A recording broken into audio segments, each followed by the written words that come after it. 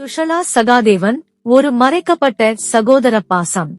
கௌரவர்கள் மற்றும் பாண்டவர்கள் பிறந்தபோது கந்தாரி தேவிக்கு ஒரு அழகிய பெண் பிறந்தாள். அவளுக்கு துஷலா என்று பெயரிட்டனர். துஷலா கௌரவர்களின் ஒரே சகோதரி. அவள் அனைத்து சகோதரர்களாலும் மிகவும் நேசிக்கப்பட்டாள்.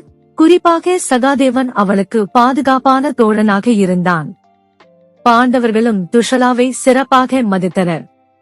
அர்ஜுனன் கூட அவளுக்கு அண்ணனாக நடந்து கொண்டார். துஷலா சிந்து தேச அரசன் ஜெயத்ரதன் உடன் திருமணம் ஆனாள். ஆனால் அவன் கொடுமையானவன் என்பதைக் காணும்போது சகதேவன் கவலைக்கிடமானவன் ஆனான்.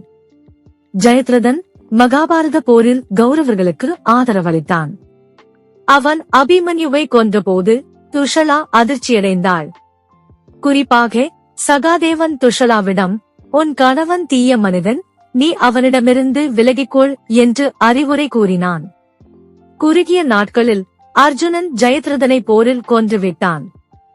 துஷலா தனது கணவனை இழந்து துயரமடைந்தாள். ஆனால் சகாதேவன் அவளுக்கு துணையாக இருந்தான். துஷலா தனித்து போய்விடுவாளோ என்ற கவலையில் சகாதேவன் அவளை தொடர்ந்து பாதுகாத்தான். பின்னர் அவன் அவளுக்கு குழந்தைகளை நன்றாக வளர்க்க உதவினான். பாண்டவர்கள் கௌரவர்களை அழித்த பின்னரும் துஷலா மற்றும் அவள் குழந்தைகள் பாதுகாப்பாக இருந்தார்கள். அதற்கு காரணம் சகாதேவரின் அன்பும் வீரமும் தான். துஷலா கௌரவர்களின் ஒரே சகோதரி.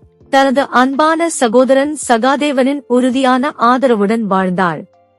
அவரது வாழ்க்கையின் மிக முக்கியமான தருணங்களில் சகாதேவன் அவருக்கு ஆறுதலாகவும் பாதுகாவலராகவும் இருந்தார். இந்த கதை மறைக்கப்பட்ட ஒரு அன்பின் வரலாறு. முருகப்பெருமானை நம்பினால் சேனலை லைக் செய்யவும், உங்கள் எண்ணங்களை கமெண்ட் செய்யவும், வீடியோவை பகிரவும் மற்றும் சேனலுக்கு குழு சேரவும்.